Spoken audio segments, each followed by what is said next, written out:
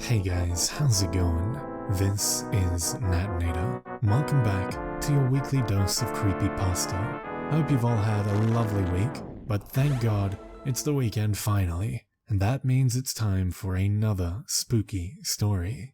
But before we jump into that, I want to thank the members of the Coven over on Patreon. Shoutouts, as always, to the Disciples, Backwards D-Dog, Vera Ohio, Teddy Dog, Patrick White, Bubbly Panda, and DMaster311. Thank you guys so much. Your support means everything to me, and I really thank you for it. Now, as always, turn out the lights, get comfortable, and let the story begin.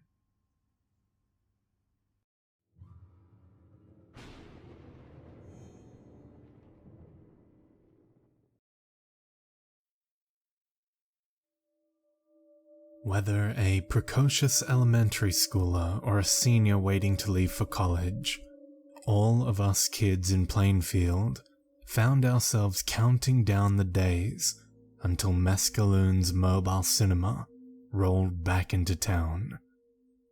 There were no advertisements for it posted anywhere, especially not the public notice boards at the library or the town hall. Nor were the particular return dates announced after the last screening. Nor did the mobile cinema have a set schedule by which to calibrate our internal clocks. We would always learn of its return from a rumor. Somebody would mention hearing of a showing 2 towns over, meaning our turn would come tomorrow night. Or else, someone would have heard on good authority from a friend of a friend that Plainfield would be the next town on the circuit, making next weekend the one we'd all been waiting for. And sure enough, one of those rumors would be true. We'd gather in the fields at the edge of town, and there would be Mr. Mescalune himself, dressed in his tattered top hat and patchwork tuxedo, standing outside the modified trailer that contained the rarest movie house in the world. We would enter through the back of the trailer, if we were one of the lucky few to be admitted. Inside, the trailer contained a few rows of metal folding chairs welded to the floor, with a narrow aisle stretching down the middle. The chairs faced a stark white wall, onto which a projector dangling from the ceiling would beam whatever film Mr. Mescalune had to show us. They were always worth seeing, every one, because you could see nothing like them anywhere else. Maybe we were biased, since Plainfield didn't have a movie theater of its own, or a roller rink, or an arcade, or anywhere else for kids to go for entertainment. Our parents weren't big on such things. All the same, long after some of us had left Plainfield for greener pastures, and had seen the kinds of movies everybody else had enjoyed, we had to admit that nothing was ever as exciting as the films of Mr. Mescalune. We never knew exactly what to expect going in for a screening. Sometimes his films were no more than 10 minutes long. Others ran for over 3 hours. We could never recognize the actors and actresses on screen, partially because we'd never had the chance to learn about and grow enamored of movie stars through magazines and gossip rags, since anything not a textbook would be confiscated at school. Mostly, though, it was because Mr. Mescalune's films used no professional actors. Maybe he picked them for their looks, or for the sounds of their voices. Maybe his casting selections had no logic whatsoever. It didn't matter. The actors always showed real emotions in his films, no matter how large or small the role. You could tell they were giving it everything they had. You'd be forgiven for thinking they weren't faking. You could be sure of only one thing when you sat down to watch one of Mr. Mescalune's films. Somebody was going to die. Their death wouldn't always be gory. Sure, there were the bloody ones, the machete to the skull, the 1,000 strategic cuts of the razor, the gunshot at close range. Sometimes they went cleanly, garroted by a masked figure, for instance, or left twitching in a chair after drinking a glass of something toxic. Whatever the method, no matter how creative, the filmed death would be more realistic than you could imagine, and so too would be the performance leading up to it. The tears, the pleas, the screams. That, we thought, was the chief virtue of Mr. Mescalune's films. How real they were, how true they were, having endured the blandness and falsehood of the whitewashed novels and television shows our parents forced on us. It felt as if we were seeing the world as it was meant to be seen for the first time in our lives. It was like being born or reborn. We were all grateful to Mr. Mescalune for it. We greeted the end of each film with a standing ovation, and Mr. Mescalune, ever modest, would doff his grungy hat and give us a low bow. We never told our parents about Mr. Mescalune, not only because it would entail revealing that we had sneaked out of our rooms at night and violated our curfews. We predicted that they'd claim he was the devil, like they had with our trading card games and fantasy anthologies, and prohibit us from ever visiting him again. He never charged us money for admission to his screenings. All he asked is that we enter his lottery. To each kid he admitted into the trailer, he provided a paper raffle ticket with a handwritten number on it. Once the film ended and our applause subsided, he'd reach into his hat and fish around inside until his gloved hand emerged holding a slip of paper. He'd read the number in his quiet, soothing voice and check whether any of our tickets matched it. If none did, he would simply smile, shake hands with anybody who stayed behind to thank him for the show, and let us out into the moonlit fields, where the lingering crowd of the curious, unadmitted, anxiously questioned us about what we had seen. For several years, we didn't know what would happen if one held a matching ticket. Then there came the night when Chris P. won the drawing. Mr. Mescalune reached into his hat like usual, and we scarcely paid attention, accustomed as we were to the slim odds of having the right number. When he announced the winner, half of us didn't even bother to glance at our tickets. Calm as ever, Mr. Mescalune repeated the number. That was when Chris, sitting in the front row, raised his hand.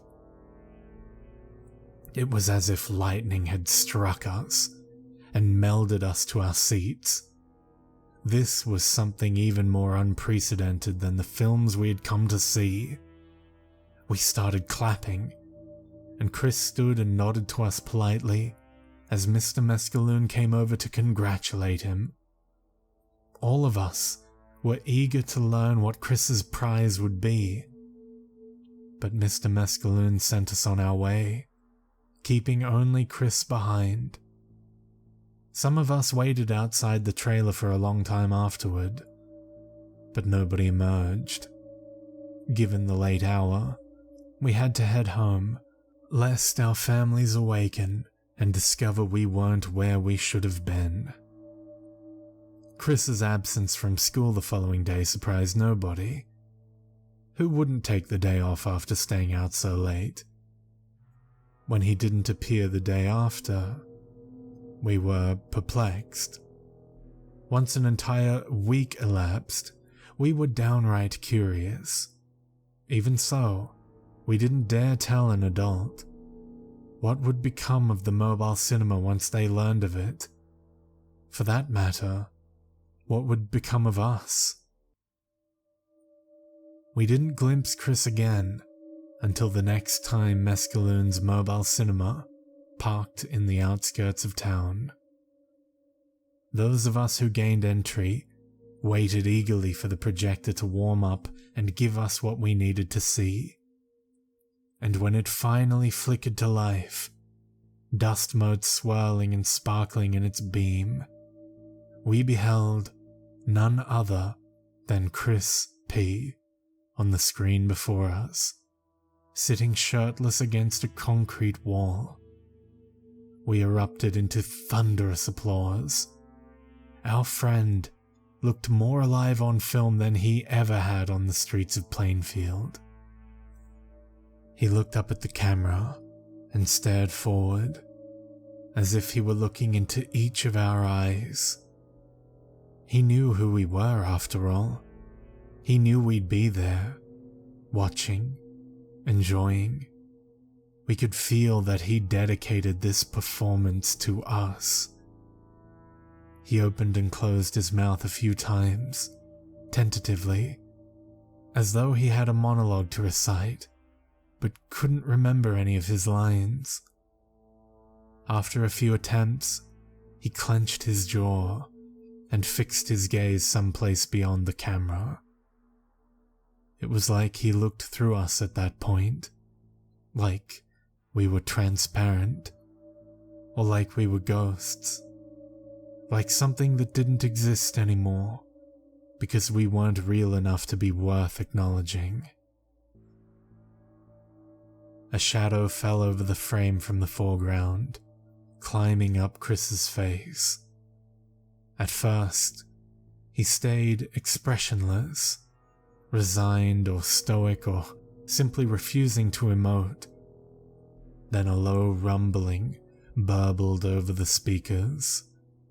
Soon it gave way to a loud, unmistakable whir, the sound of a readied chainsaw. The tears began to stream from Chris's eyes, as if they had a life independent of him. In another minute, the rest of him had caught up, and his body began to shake as he broke into convulsive sobs. A figure wearing all black, with a face obscured beneath a black ski mask, entered the frame. A chainsaw rattled in the figure's gloved hands. Chris regarded the newcomer and murmured something inaudible beneath the chainsaw's whine. The words weren't important anyway. He could have narrated a shopping list, and it would have seemed imbued with purpose and meaning and vitality. He had us riveted. The figure raised the chainsaw over Chris's head. Our friend closed his eyes, trembling. The blade lowered toward his neck. The figure fainted once, twice, then in one powerful downward swing, the chainsaw bit into Chris's spine. He yelped, but the sound was cut short as the blade did its work. His head flopped forward, then fell to the ground. The figure nudged it out of view, then left the screen. For a minute and a half, the camera lingered on the headless body. The pool of blood widening beneath it was the sole sign of movement. Then the camera cut to black. We could feel, the realization percolating through us. What we beheld was no ordinary film. A scene that realistic could not have been faked. And gradually, it dawned on us that Chris's screen debut was not the exception, but the rule. Every film we had viewed at Mescalune's mobile cinema documented the final moments of someone's life. And we understood the price we paid for coming to see it. We spent a few seconds figuring out how to react. We'd be lying if we said we hadn't been moved. Somebody began a hesitant clap, and shortly thereafter everybody else joined. The applause fed on itself, and grew. Some whistled, others cheered. We were all on our feet within a minute. And Mr. Mescalune stood beside the movie screen and bowed and held out his hat for the lottery drawing. None of us were picked that night. We all went out into the fields, into the crowd, and relayed what we had learned. We let the news settle over us like fog. We didn't talk about it, because there was nothing to say. Each of us mulled it over in our own personal silence. When we dispersed, all the stars in the sky glowed more brightly as we walked home. None of us has drawn the winning number since Chris P. all those years ago. But the night may yet come, because even though we know the great secret of Mescalune's mobile cinema, we have never missed a screening. And the crowd that gathers at the edge of town for a chance to see one of Mr. Mescalune's films is larger every time he visits.